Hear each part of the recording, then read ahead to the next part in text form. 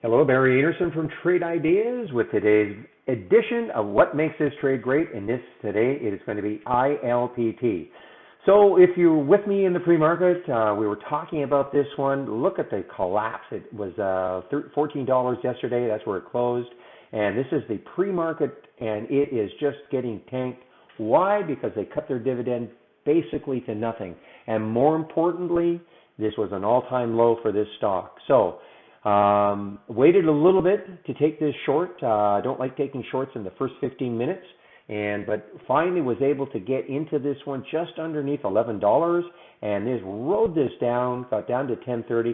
It's had a little pop. I got out of it around here.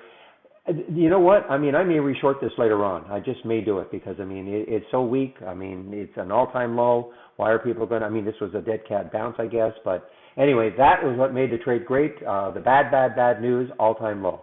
All right, everybody, I want to get back into the room. Any questions? You can use this email address. I'll open the room tomorrow at 8 o'clock. Hope to see you then. Bye-bye.